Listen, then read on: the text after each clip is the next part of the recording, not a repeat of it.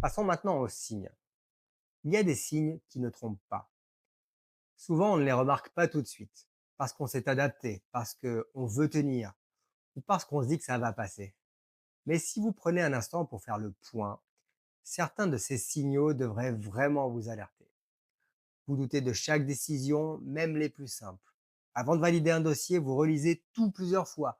Vous demandez l'avis de plusieurs collègues, juste pour être sûr de ne pas vous tromper.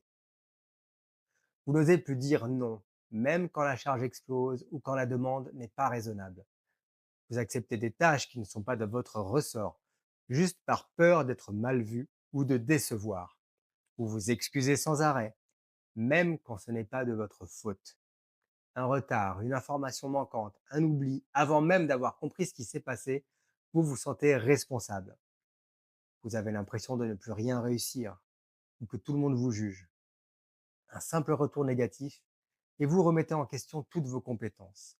Peut-être aussi que vous évitez les réunions ou que vous vous faites discret dans l'espoir de ne pas attirer l'attention. Vous ne proposez plus d'idées ou alors vous les gardez pour vous parce que vous vous dites de toute façon, ça ne sert à rien, personne ne m'écoute. Vous ressentez une fatigue qui ne passe pas, même après un week-end ou des vacances. Le dimanche soir, l'idée de reprendre le travail vous donne des tensions physiques ou vous empêche de dormir. Mais les impacts ne s'arrêtent pas là. Sur le plan personnel, la souffrance au travail se manifeste souvent par des symptômes physiques.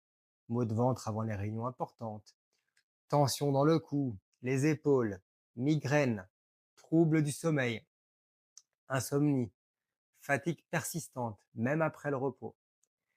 Et du coup, il y a aussi les répercussions sur votre vie privée. Difficulté à décrocher, pensées qui tournent en boucle, même à la maison, irritabilité, impatience avec vos proches, moins d'énergie pour profiter de vos enfants, de vos amis, de vos passions, sentiment de culpabilité de ramener le boulot à la maison ou de ne pas être assez présent pour sa famille.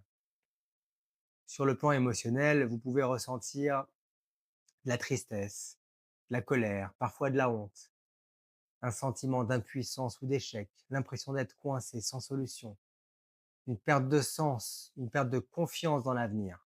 Ce sont des signes forts que la souffrance au travail a déjà commencé à grignoter votre confiance, mais aussi votre santé, votre bien-être global, votre équilibre de vie. C'est pas dans votre tête,